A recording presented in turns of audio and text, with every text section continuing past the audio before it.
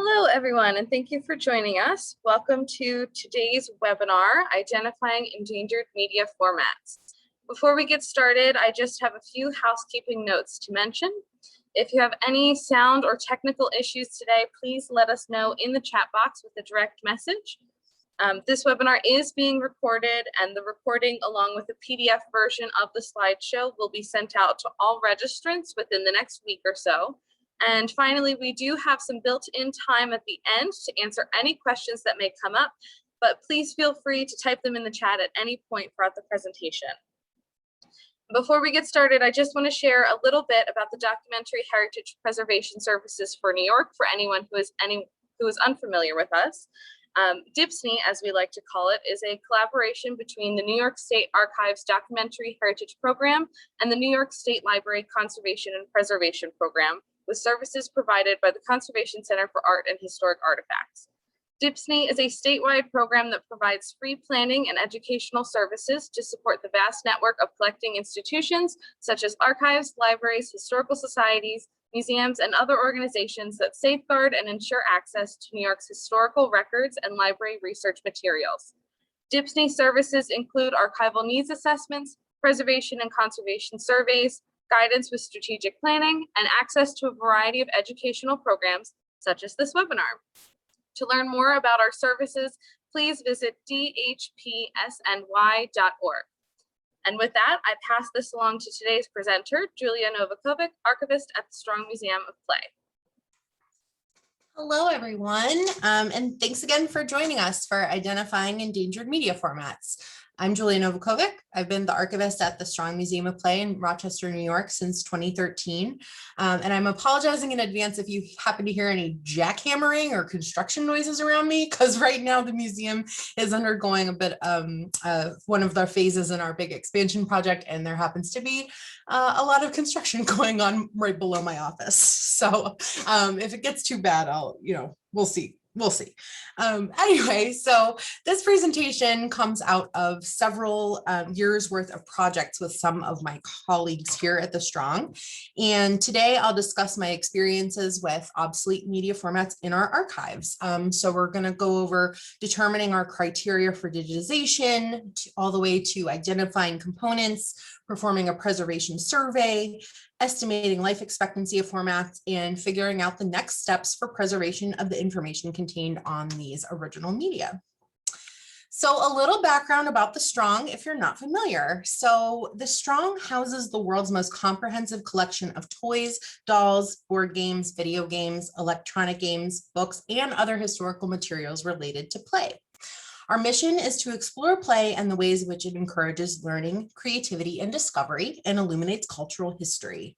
So we got a lot going on here. The Strong is home to the National Toy Hall of Fame, the World Video Game Hall of Fame, the American Journal of Play, the International Center for the History of Electronic Games, or ICHEG for short, and the Brian Sutton Smith Library and Archives of Play. But this was not always the case. We were originally founded as the Margaret Woodbury Strong Museum in 1969, and we opened to the public in 1982 with a mission to explore and interpret the cultural development and everyday life in the Northeastern United States after 1840.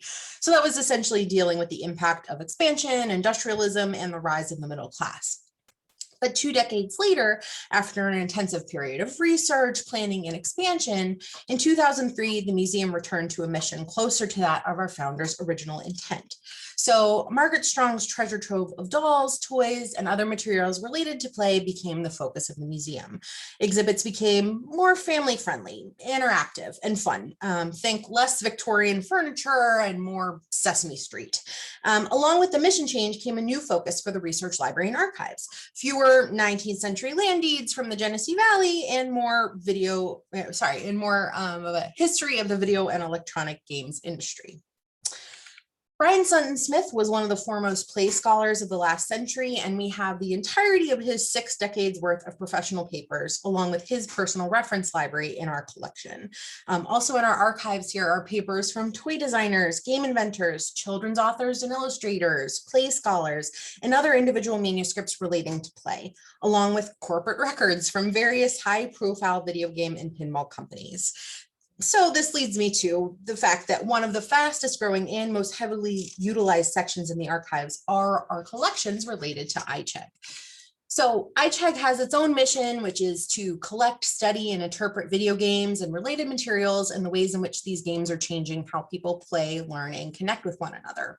For the last decade, iCheg has been rapidly acquiring museum objects such as video and electronic games, home consoles, home computers, arcade games, pinball machines, and related documentation. And along with all this hardware and software comes personal and business papers of key individuals and companies in the electronic games industry. And of course, you all realize by now that when I say papers, I mean a wide variety of material types that are not just paper-based. In 2016, in the archives, we reached kind of a tipping point. So we had recently acquired what was essentially the remaining corporate archives of Atari. And I'm sure some of you are very familiar with Atari's impact on the video game landscape, from Pong, Breakout, Centipede, Missile Command, Asteroids, and Gauntlet in the arcade, to the Atari 2600 for playing video games from the comfort of your own home. So in this acquisition, which arrived at the museum on 24 pallets on a tractor trailer truck, there were more than 700 linear feet of archival materials. And this included game design documentation, corporate records, artwork, schematics, technical drawings, screen prints, and then pretty much every media format that existed between 1971 and 2003. This collection had more than 1,000 floppy disks of all sizes, about 2,300 magnetic tapes. And prior to the succession, a few of the collections in the archives may have had, say, one VHS tape or a few 5 1/4 inch floppy disks. And like many folks in similar situations, the archives had maybe we just sort of push these things aside and house them like in the very last folder in a box in a collection. Maybe someone else could take care of this later when we had the time, right? So the problem was the Atari collection really no longer afforded us that luxury. This collection had received a lot of public attention before it had even arrived in our building.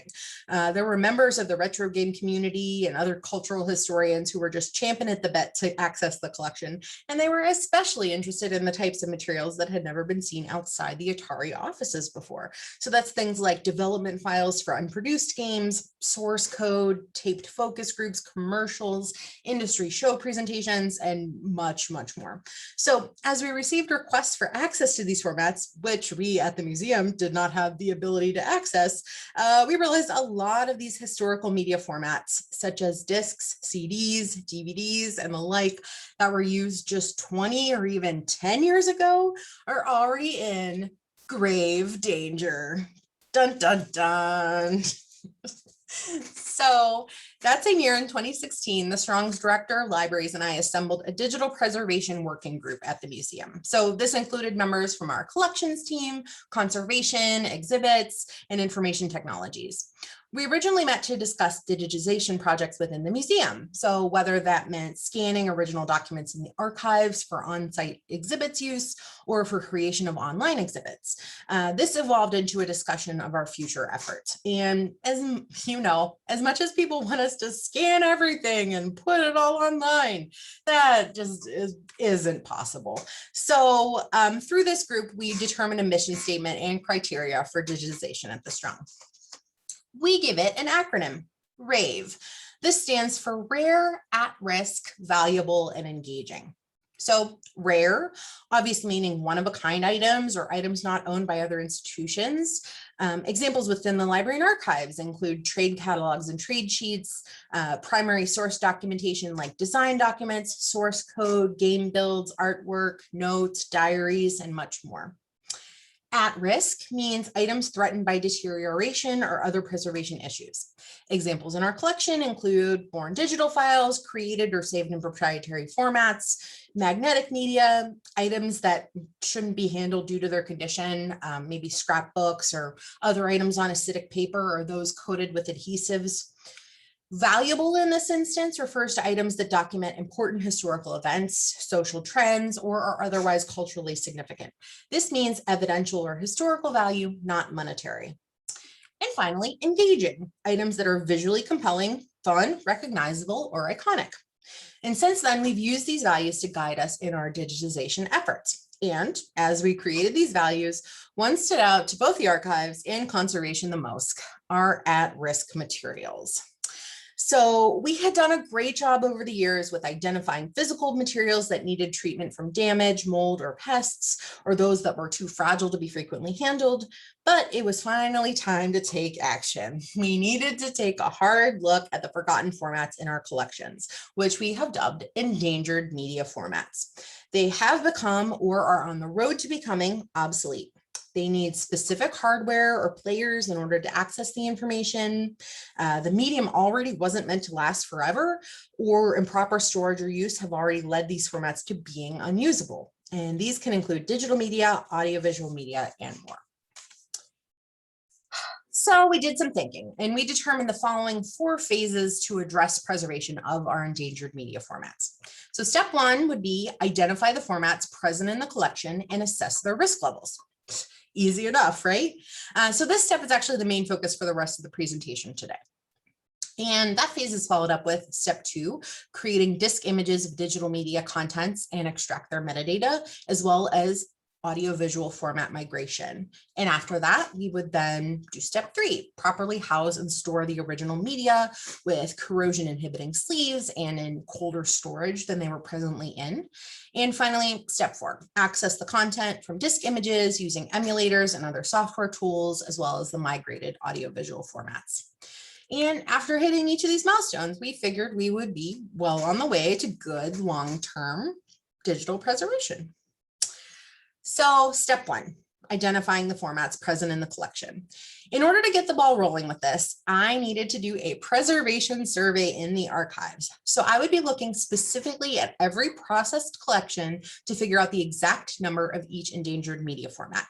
Then from there, I would determine which collections were stable for now and which ones needed immediate attention. And we also had several collections that did contain materials that had been digitized in recent years for both preservation and access, so I had that to consider as well. And then we'd use the survey numbers to help inform our next steps and figure out how much work was ahead of us. For my part, I had been internally tracking data on archival collections since I arrived in 2013. So details including if a collection contained any digital only files or any media which might need future attention. And having this data ahead of time really helped me to narrow down the number of collections in the archives that I needed to check for the survey. So I only needed to comb through a few dozen collections rather than hundreds. And once I knew which collections to target, I started the survey with a simple Excel spreadsheet and I brainstormed categories. So I broke down our endangered media formats into digital media and audiovisual materials. Digital media, which was the term for basically anything I would plug into or create from a computer, included the following. So that's floppy disks, 8-inch, 5 1/4, and 3 1/2 inch. CD-ROMs and other optical storage disks like CDRs, which are recordable CDs, CDRWs, which are rewritable CDs, and more. Also DVDs and things like recordable DVDs, the DVD-R and the DVD plus R. Data tapes like DDS, that's digital data storage. Memory cards like SD cards, SD stands for secure digital. External hard drives. Proprietary cartridges that require specific readers like Jazz discs, SideQuest cartridges, or iOmega zip disks. USB and flash drives. Foreign digital files, can't forget those. And the catch-all for all the things we couldn't account for right off the bat, a nice miscellaneous other disk formats. And under audiovisual materials, I divided our categories into audio cassettes, audio CDs, film, so like 16mm and 8mm. There didn't happen to be any 35mm in our collection in the archives, but other institutions might have that. DVDs, both video and audio. And getting into magnetic tapes, beta tapes, and all of its variants like Betamax, Betacam, Betacam SP, and Digit Beta, u-matic tapes and u-matic SP tapes, VHS tapes and its variants like Super VHS and VHS-C. We have open reel tapes, so like 2-inch quad, 1-inch type C, 1/2-inch open reel. Laser discs, video 8 or high 8 cassettes, like what you would have used for a Sony Handycam camcorder back in the 90s. Mini DVs, that's another digital video tape cassette. digital audio tapes or DATs, and then again, our catch-all category, other magnetic audiovisual formats. So I ended up finding things like D2 tapes and D3 tapes, which are ginormous production tapes. So those are really fun. So I've pulled together some very useful reference on researching and identifying formats, which are also listed on the handout that accompanied this presentation with links. So you'll have that at the end. And these next few are among the ones that I found to be incredibly helpful while working with our collections. So first, the Videotape Identification and Assessment Guide was published in 2004 by the Texas Commission on the Arts. It does an excellent job of describing formats with visuals and making recommendations on what you might want to do with them. It answers commonly asked questions like, how can I identify a video format and know its characteristics, and what conservation actions need to be taken if a video is at risk. It covers both open reel and cassette video formats, which we'll talk about in a bit, but I really like that there's visuals, and it talks about like identifying characteristics and the sizes of things. I mean, it was just very helpful. I mean, at this point, it's, I don't know, more than 15 years old, but it's one of the things that I probably refer to the most with video formats.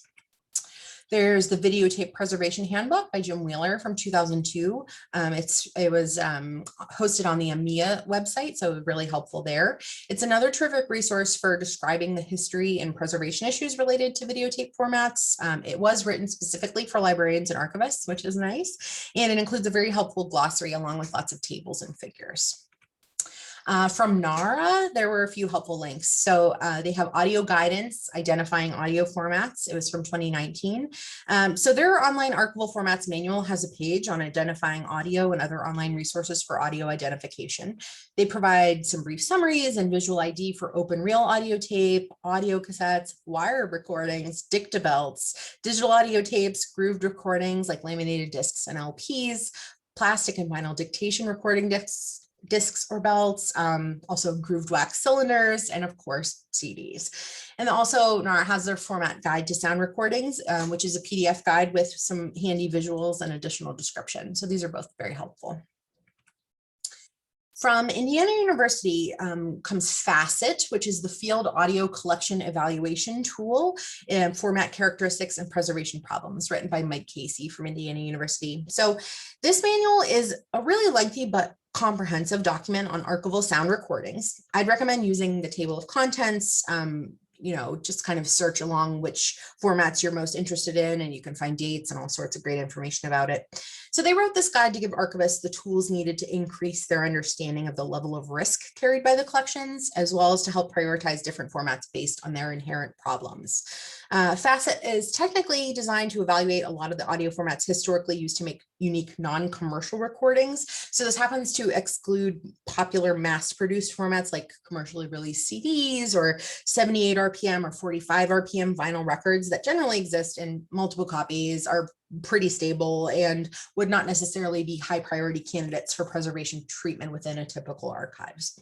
But the Facet guide gets really detailed with open reel tape, analog audio cassettes, digital audio tape, aluminum and lacquer discs, and wire recordings. It provides images, helpful charts like a preservation ranking scale, information about brands, and format stability, all which will come in handy later, as you'll see. Another site I love, the Museum of Obsolete Media. They have a data media timeline. This site's run by Jason Curtis in the UK. It's a really awesome resource with visuals, descriptions, and a lot of links to related materials. And the site also includes media timelines for audio media, video media, and film. He also sorts data media out by type and links to similar media. So it's a really great resource. You kind of go down this like rabbit hole while you go onto it. And I'll refer to this site also a few more times in this talk. Also on the handout, I've included links to additional resources on magnetic tape storage and handling, caring for audio, video, and data recording media, handling and storage of audio and video carriers, motion picture film, and also digital media identification. So getting back to my survey spreadsheet, it was time to actually count every single endangered media component within the archives collections that I identified as containing some sort of endangered media. So counting some of the collections was easy. Again, like I kind of said before, a collection might have 1 or 2 VHS tapes, maybe a few 3.5-inch floppy disks, but several collections stood out as containing more than 100 individual components in need of attention, including the impetus for all of this, our aforementioned Atari coin-op collection. I would estimate it probably took me between like 25 and 30 total hours to complete this survey by myself. So in the grand scheme of things, not too terrible. So what our survey told me in early 2017, 41% of our fully processed archival collections contained endangered media formats. The highest quantity in the archives were 5.25-inch floppy disks, VHS tapes, and u-matic tapes. The Atari coin-op division corporate records alone contained 4,006 components that were considered endangered. And that number happened to be about 77% of the total components that needed attention. And 5 archival collections had more than 100 individual components in need of attention. So looking through all my information, I considered 8 of these collections to be high priority for data migration, including Atari. 8 collections were mostly accessible for the time being, but would need attention in the coming years. And 12 collections were lowest priority since they had alternate forms of access or had previously had some digitization work done. So it was helpful for me to make rankings of what we needed to pay attention to first. So now what? After I provided a survey of what we had to our conservator, she began to research life expectancy of various media formats. We decided to first address our Rave category A for at risk. So it would be necessary to come up with a chronology of introductory dates for these formats and go from there. When estimating life expectancy of media, we relied on several well-respected resources, and there are also links to these sites on the handout as well. So first up, the Library of Congress's page on research projects. There's lots of great information here. It's well organized by topic, including all of these projects that they've done on environmental studies, preservation of traditional materials, preservation of AV materials, and digital materials, time-based media, and technology transfer. Especially helpful to us were details under time-based media research. So reports from their research projects on magnetic tape sticky shed, baking tapes, longevity of CDs and DVDs, and a lot more. The Image Permanence Institute, or IPI, is at the Rochester Institute of Technology, which conveniently for us is located in the same city as the Strong. So IPI's original research focus was the preservation of photographs, microfilm, and motion pictures. And over the last 2 decades, they've also concentrated on sustainable preservation, environmental management. And among their very useful publications are the IPI Guide to Sustainable Preservation Practices, the IPI Media Storage Quick Reference that has a really neat handy reference wheel that comes with it, and also Doug Nishimura's Understanding Preservation Metrics. The Council for Library and Information Resources reports and publications were very useful too. So CLEAR has published more than 170 reports on topics relating to preservation, digital libraries, economics of information, and the changing role of the library. So the list from the link is chronological, dating back to 1990, but again, you can keyword search for topics that are of interest to you. For example, some useful ones on this reports list include the ARSC Guide to Audio Preservation from May 2015. ARSC is the Association for Recorded Sound Collections.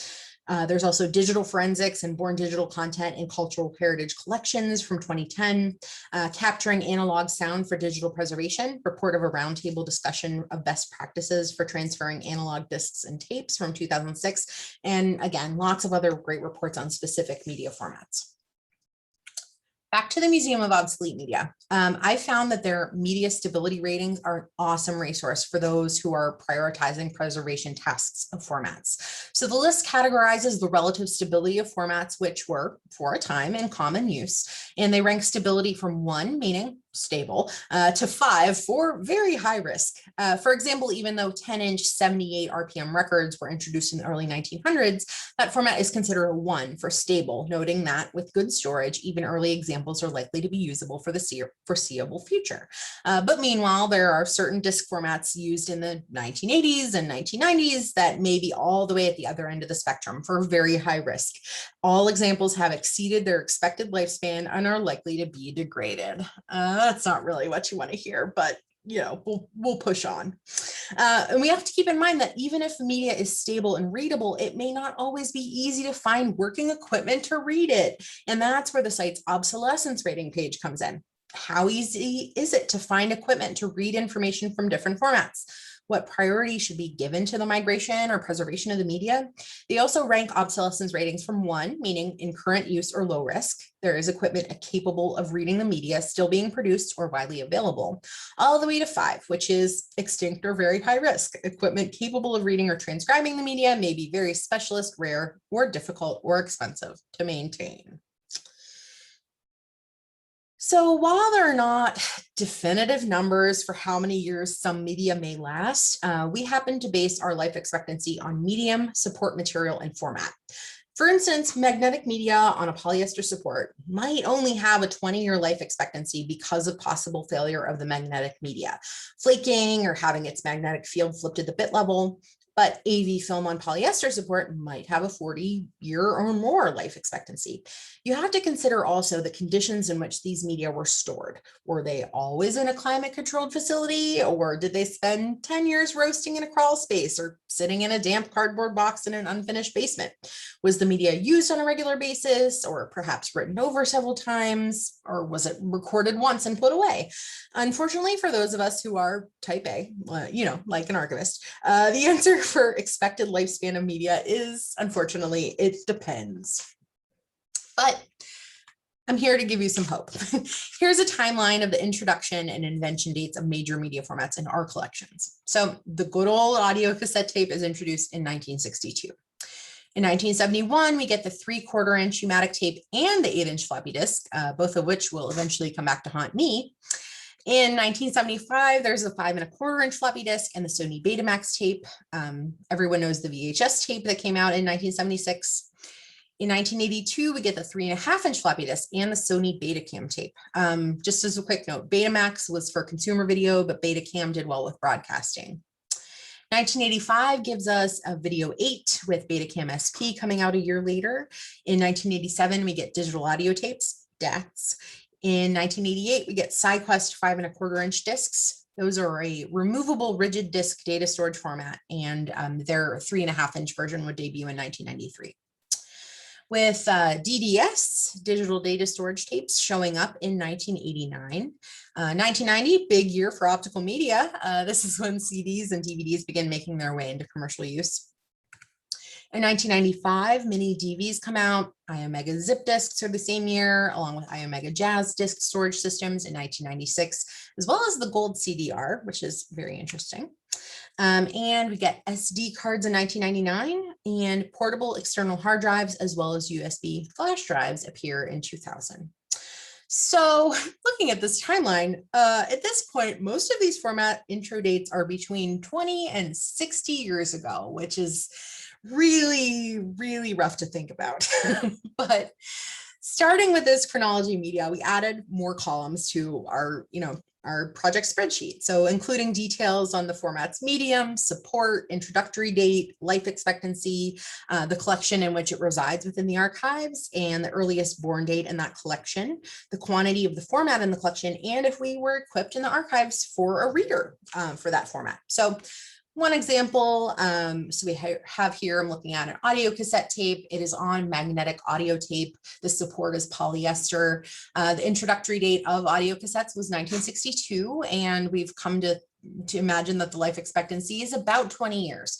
So for this particular tape, we've mentioned that it's part of the Jordan Mechner papers, but the earliest possible date in that collection is 1984. So we're like, okay, well, the tape might be from 1984 or later. And we had 3 in that collection, and we do happen to have an audio cassette player already.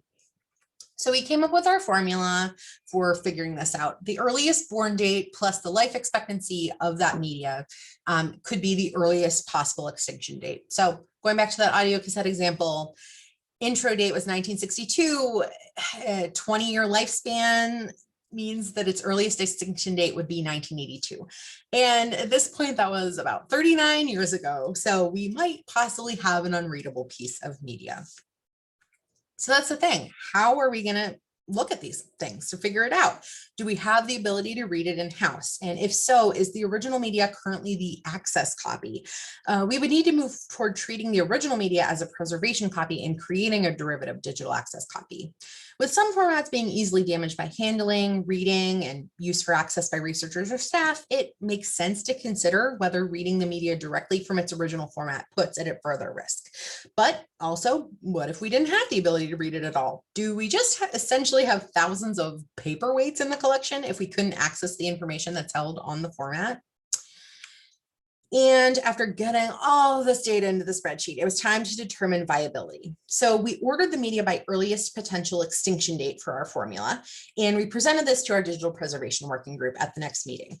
We looked at media components that were past their earliest extinction date, and that happened to not narrow things down very much because essentially everything in the collection was past its earliest extinction date by now. So we identified which formats have no readers in-house, making them totally inaccessible to our researchers and impossible to digitize. Immediately, our worst cases based on quantity and chronology appeared to be u-matic tapes, 8-inch floppy disks, and 5¼ inch floppy disks. So now it was time to physically inspect those media components to see exactly what we're dealing with. A quick refresher for everyone. A 5¼ inch floppy disk consists of a polyester circle or cookie that's coated with iron oxide particles. They're magnetized into the ones and zeros that make up the bits of data. The cookie is housed inside of a flexible plastic sleeve that's sealed at the outside edges. It has a hole in the center that exposes a small amount of the cookie. And there's also a small oval window that shows the cookie. And between the cookie and the plastic disc sleeve is sometimes a polyester felt ring at the center, which can help the cookie move and prevent scratching. When 5¼ inch floppy disks fail, the magnetic media can shed from the polyester support. And this magnetic media shed is a characteristic of floppy disks. The disks can also be sensitive to magnetic fields, and a disk drive in imperfect condition can cause physical damage to the disk itself. The 3½ inch floppy disk is just kind of a smaller version with a harder plastic shell, and it doesn't have the immediate hole in the center that you see with the 5¼ inch floppy disk. And it has that, usually they have that little tab at the bottom that kind of covers up the cookie itself so that it kind of saves it a little longer. And what some people may never have actually seen before is our fabled 8-inch floppy disk. At its core, it's a 5¼ inch floppy disk, but bigger and with less storage capacity. It has the same magnetic media shed problems as its smaller cousin. And in addition to tape shed, 8-inch floppy disks, they can suffer from being bent, scratched, broken, and damaged by readers, or used as a Frisbee. You never know. A floppy disk drive head can puncture a hole through the magnetic media or even tear through the thin cookie if the drive is not well maintained or if it gets bumped while reading a disk. Both sizes of floppy disks are considered at risk in this assessment because they are vulnerable to damage by handling and use. And by the way, those media stability and obsolescence ratings I mentioned, 8-inch floppies were categorized as extinct or very high risk. Also, at this point, we did not have an 8-inch floppy drive, so that was scary in and of itself. Digitization use of these media could be considered a possible but risky final use for the disks. And after panicking about the fragility of floppy disk cookies, we moved on to u-matic tapes. Our mission was twofold here. So we're looking to see if the tapes were already experiencing magnetic tape shed and essentially sorting for content as well by this point to determine if there were any tapes we'd consider to be rare, historically valuable, or engaging. So similar to floppy disks, u-matic tapes are a magnetic media supported by polyester. Unlike most other cassette-based tape formats, though, the reels turn in opposite directions and the cassette is inserted into the player, the door opens, the tape is pulled out to a hub that's free to spin, traveling in a U shape into the player. The metal video drum constantly spins against the moving tape, and when u-matic tapes have already deteriorated to the point of magnetic media shed, this sticky shed will stick to the spinning video drum. Sticky shed is caused by hydrolysis of the binder in the tape. So this shed will redeposit on the tape that follows until tape play is stopped. And when digitizing u-matic tapes, that means not only is the u-matic tape with sticky shed damage, but the u-matic player has to be opened and cleaned on a regular basis to maintain a clean video drum and tape heads. It's a lot of fun. Again, digitization might be concerned of final use that poses its own set of risks to that original copy. Conservators have found ways to stabilize u-matic tapes enough to digitize them fairly safely. You just also happen to need a well-maintained working u-matic tape deck. Opinions still vary on the effect of baking and other treatments of sticky shed on the tape. And this is another instance where once we get a tape in the player, we might just want to digitize it then because it may never play again. And this would be considered the final use of the physical object. Let's talk about some other common examples of formats that are almost certainly lurking in some of your collections. Starting off with film, specifically 16mm film, was first introduced in 1923 by Kodak, also here in Rochester, New York, as a less expensive amateur alternative to 35mm film. It was originally silent, you only had the images, and then a soundtrack was added in the 1930s. And then color versions of the film was added in the about 1935 with Kodachrome.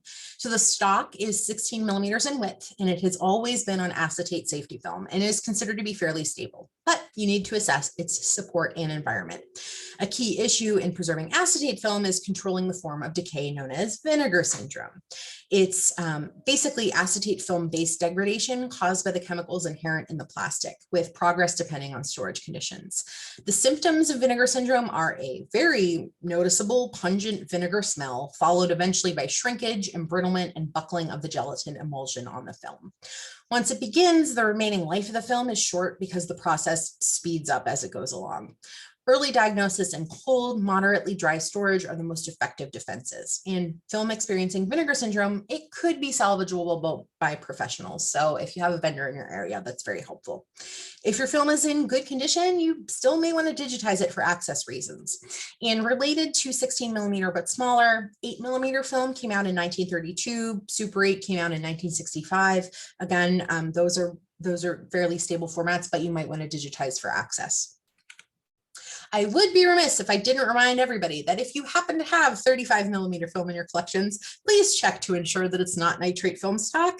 35mm nitrocellulose film base manufactured by Kodak can be identified by the presence of the word nitrate in dark letters around one edge. And in the West, again, 16mm and 8mm film stocks for amateur use were never manufactured with a nitrate base, so you might be able to breathe easy there. But, check to make sure that your 35mm film is safe, because you don't want it to explode in your archives. Next up, audio cassettes. So these are an analog magnetic tape recording format for audio recording and playback.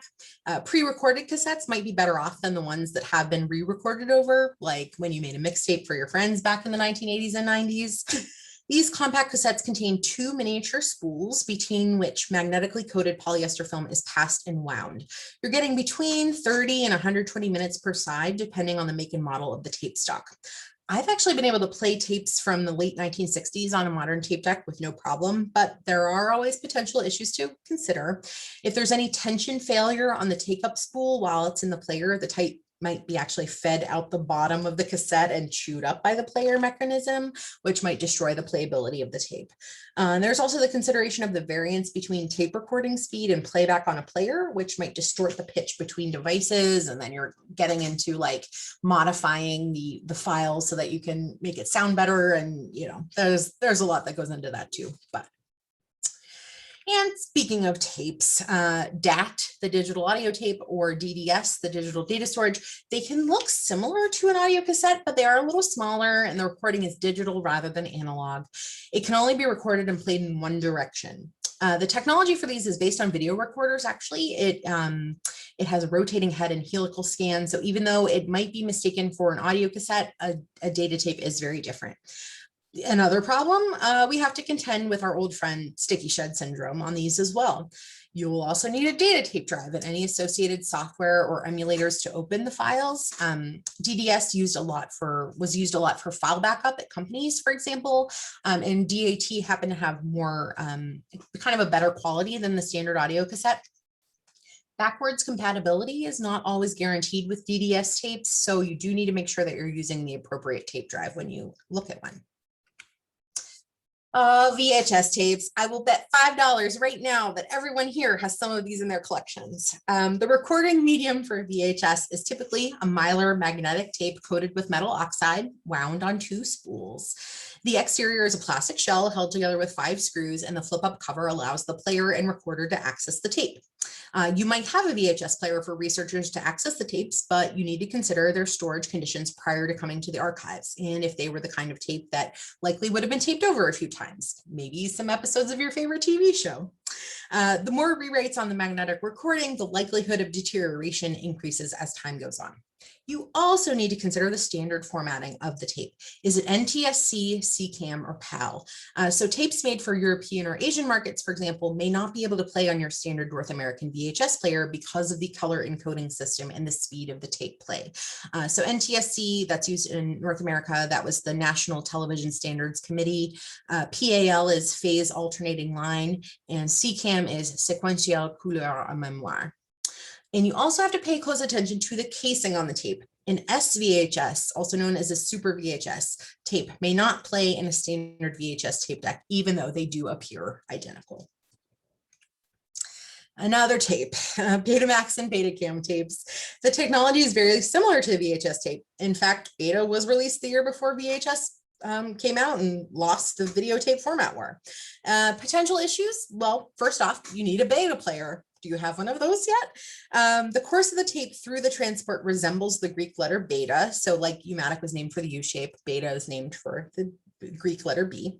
And it can be difficult to source parts or technicians who know how to repair Betamax tape decks. These tapes are also at risk for signal loss due to deterioration. And again, it's difficult to do any extensive inspection without actually playing the tapes first. Compact discs. Let me take a second. So they're a digital optical disc data storage format, originally designed to store digital audio recordings and were later adapted for digital and data storage. So they were designed to hold up to 74 minutes of uncompressed digital stereo audio, or about 650 megabytes of data. Compact discs are a polycarbonate plastic with a thin layer of metal applied to the surface, typically aluminum, and then it's protected by a lacquer film. A gold CD, like I kind of alluded to before, it does have increased resistance to corrosion and is expected to have a longer life expectancy. So you might hear about a gold CD referred to like as an archival CD. So if you happen to stumble upon one of those, the likelihood that everything on there is still okay is pretty good. But again, you might want to think about transfer at that point. So data is retained on the disk as pits encoded on a spiral track, which are read by focusing a laser through the bottom of the plastic. Very fun. Damage occurs to CDs during handling and from environmental exposure. So moisture can get in around the edges and corrode the reflective aluminum metal layer. And rewritten media is susceptible to data errors due to deterioration or low media quality. CDRs, recordable CDs, they're dye-based, and the quality of a CDR disc has a large and direct influence on longevity. So low quality discs might not be expected to last very long. And according to experts, CDRs may only have a life expectancy of 10 years. I would recommend backing files up off of CDs as soon as possible. And we're in the 21st century at this point, USB flash drives. So these came out in 2000. They were essentially the demise of the floppy disk. The interior is a printed circuit board with integrated circuits, one of which works with the USB connector, and the other integrated circuit is the flash memory. You might have anywhere from 8 gigabytes to 2 terabytes on a flash drive these days. Unfortunately, there are a lot of potential issues with these as a long-term storage medium. You have to worry about data rot on older USB drives that haven't been used in a while. There's an eventual limit on both write erase cycles and insert removal cycles before the drive fails. And despite the casing, there can still be physical damage to the drive. Also, you might run into password protected USB drives. What if you don't remember the password or never had the password to begin with? I would not recommend using these for preservation. Okay, so at this point, you're probably wondering what to do with all this reference information. Well, with my collection at the Strong, once we figured out our initial focus, our floppy disks and u-matic tapes, we needed to visually inspect them before trying to cram them into the appropriate player to see if they still worked. With item level inspection, we looked for dirt and dust, mold, and magnetic media iron oxide shed. That appears as a brown dust. Were there any visible holes that weren't supposed to be there, or any physical damage to the diskette or the cookie? So what did we use? As we've all gotten used to in the past year, some personal protective equipment in the event that we could be exposed to mold or other nastiness. Our conservator recommended wearing a P100 particulate mask for mold or a respirator with P100 filters. We also use nitrile or vinyl gloves. Do not use white cotton gloves that could leave additional lint on the disc or the media surface. And do not go through your collection sniffing for mold smells with your nose over thousands of media components. We also used UV light for visual inspection. So this type of light is great for quickly seeing dust particles and differentiating mold from, say, lint dust or polyester fibers from the disc's felt pad. You can also use UV goggles. Those are optional, but depending on how strong the UV exam light is that you choose, we happen to have some small but powerful handheld UV flashlights from Granger.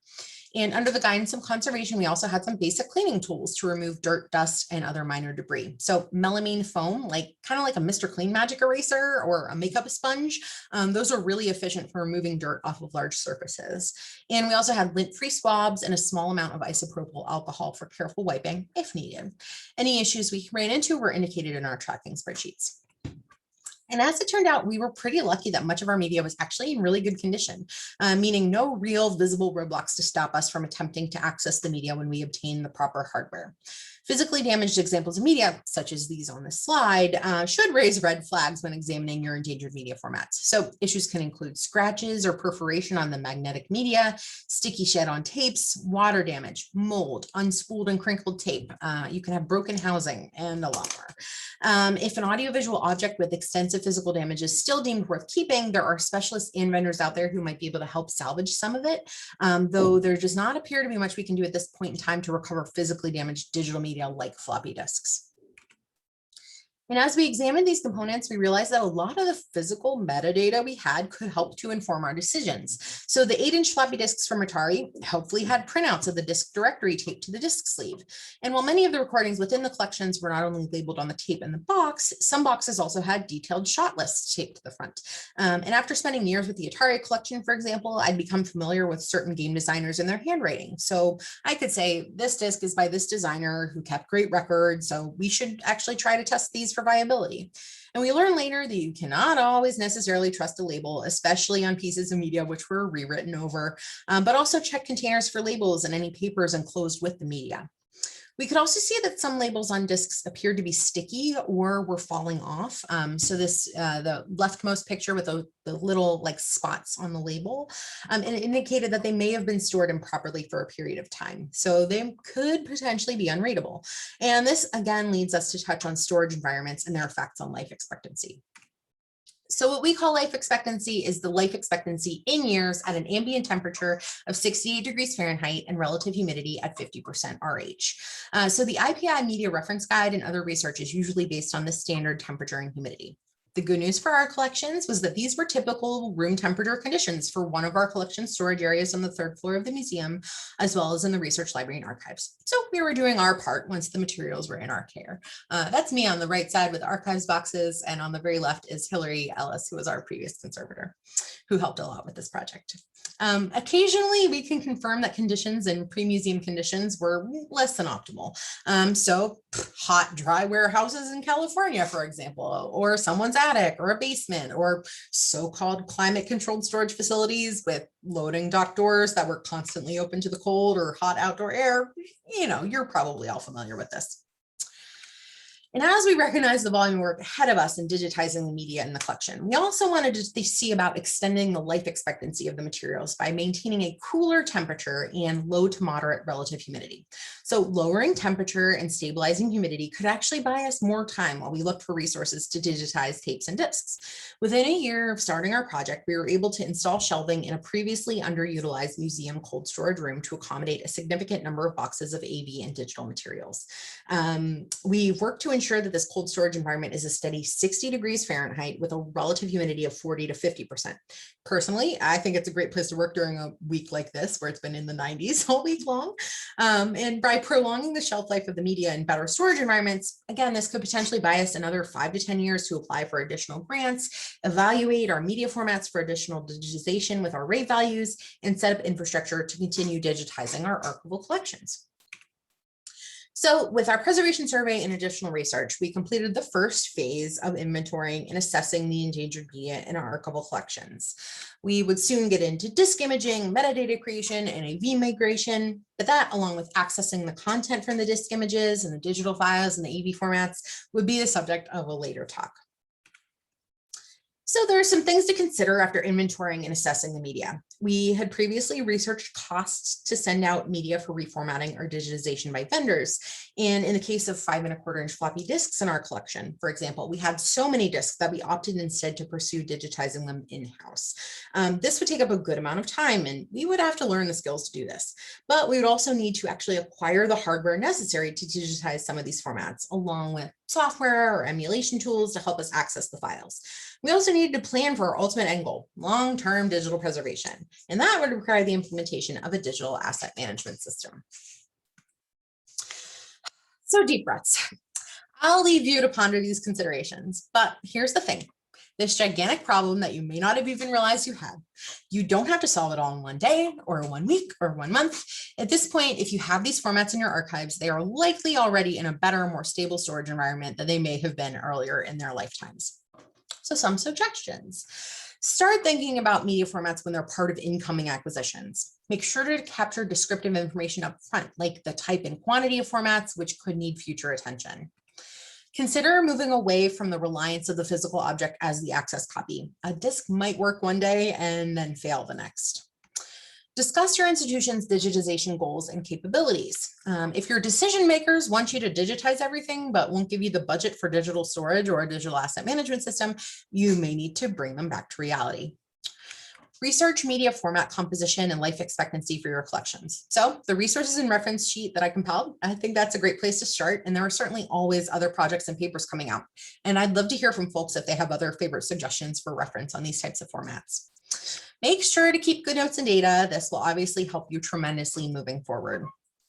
And so that you know exactly what you have, plan and execute an item level survey of endangered media formats in your collections.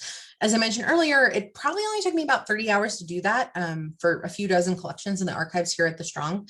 This is something that can be easily assigned to interns, student workers, volunteers, or other helpful staff members. It's important to know exactly what you have so you can make a plan to move forward. And seriously, these formats might be endangered, but they really aren't all that scary once you get to know them. So that's my time. Thank you for bearing with me through the construction noise and for listening to me ramble for about 50 minutes. But I'm here happy to answer questions. If anybody has any, the reference and resources sheet too that you guys might have already or is coming to you after this, that would be really helpful for you as well. So anyway, I'm here. I have time for a few questions if you want some. We do have one question already, and that is asking if you have any comments on M-Disc DVDs. Ooh, interesting. I don't right now. I don't have any comments on that right now.